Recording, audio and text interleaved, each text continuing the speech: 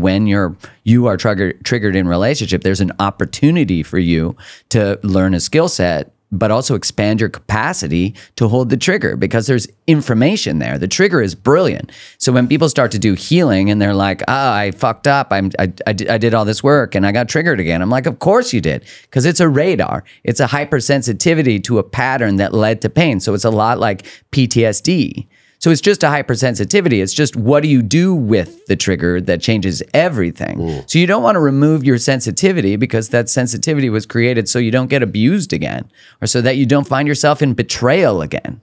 And so when I look at the fear that we have of actually standing in what is true and true for us, and even the exploration of truth, because truth as a word can also be subjective, because if I say tree, you could think of a spruce and I could think of a poplar. So we have to actually have a conversation to be able to discover that we have different paradigms. And so we'll argue, well, the tree's green. No, it's got a white bark. And you're like, it's not fucking white, it's gray. And so there's this opportunity through dialogue that all relationships are made better. And so I look at things like the different pillars that you're talking about, that, like as soon as you discover, what wakes you up is usually one area.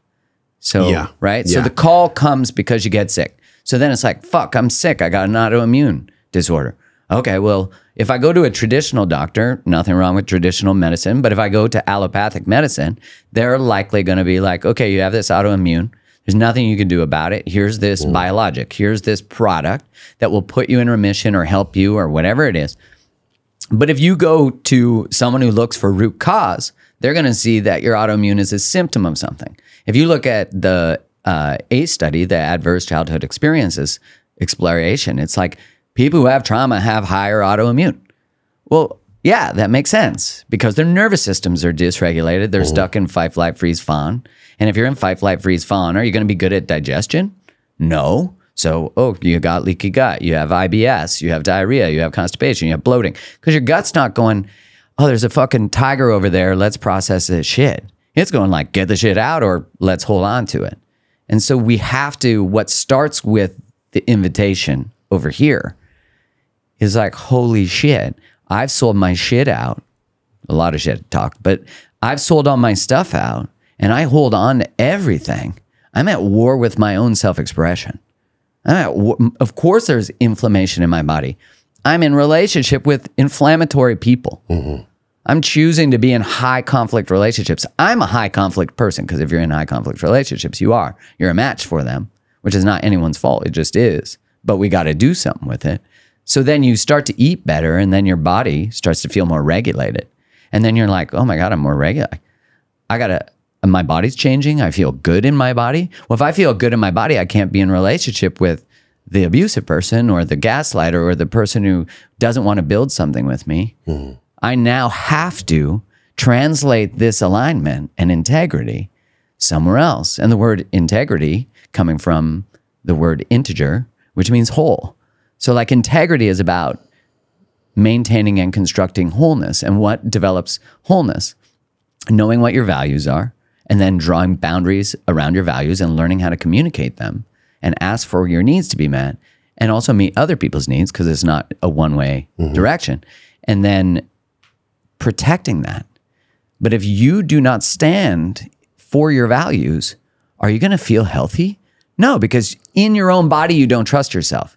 So if you don't trust yourself in your own body, you're going to feel inflamed and you're going to feel scared. And it likely will show up as anxiety. And if that perpetuates over time because you haven't found your voice yet, it will show up as depression eventually. And because it's such a hardcore output, it's like so severe. Like I found in my life, because of a more hypervigilant dominance that I have, I'm sympathetic driven when Carrie and I fight, like for sure. Maybe most people are. Me, yeah.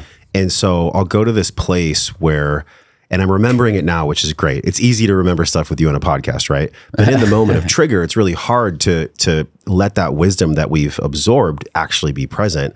But I remember in a call with Mark Wolin, he was like, whenever my wife get upset or we're in a fight, we just put our hands up and we say, different realities, different realities. Because like you were saying with the spruce and the other tree, we could literally look at, my lady and I could look at the same thing.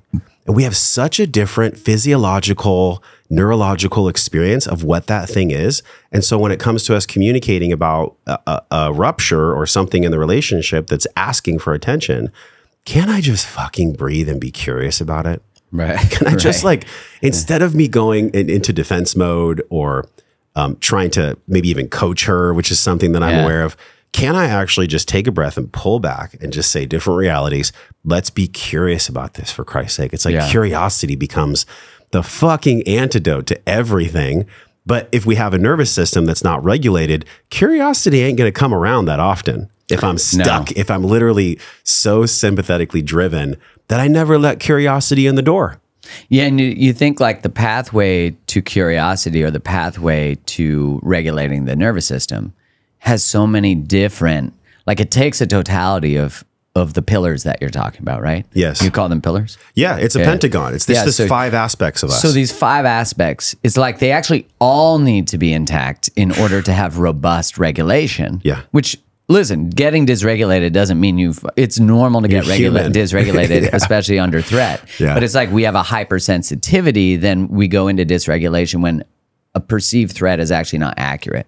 So like we're having a conflict with our partner, the conversation is actually pretty normal, and then they say something that is just phrased, or a tone, especially for hypervigilant people. Yes. Like people who are more anxiously attached and sympathetic driven are actually highly, highly attuned to facial expressions, but they actually are coding those facial, like micromotor movements of the face, the eyes, the mouth, and they're coding them as threat or not.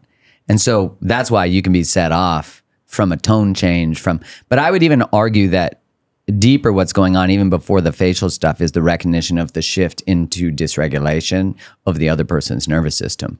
So because hypervigilant people are constantly monitoring for threats on a way higher level, and they're actually sensing any change in the nervous system of the other person. And so it'll just make them get into like, oh, you want to go? Yeah. Let's fucking go. Yeah. Or fawn and start to go into people-pleasing mode. Okay, one really fascinating thing about this, I haven't interviewed him yet, and he's on the slate. It's Dr. Stephen Porges. Oh, yeah. And I remember when he was talking about the micro muscles in the face, which, to go back to the whole scamdemic, when people were wearing masks, children for like a year or two, babies, weren't allowed to see. I remember we were in the fucking hospital. We were in the NICU with Nova. And we're in this curtain area with no one around. And a nurse would pop her head in and say, you need to put your mask over your nose.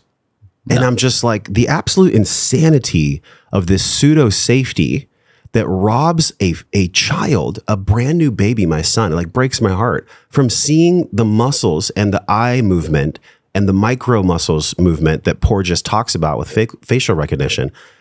Nova in his first week of life was robbed from that. So we would like aggressively just pull the mask down and just be like, go fuck yourself. Yeah. Because my son needs to see us. That's how his eyes are literally forming in the first 2 weeks of his life. His vision is expanding like a rose, and he's looking at the way that my face is safe. Mm-hmm. His mom's face is safe.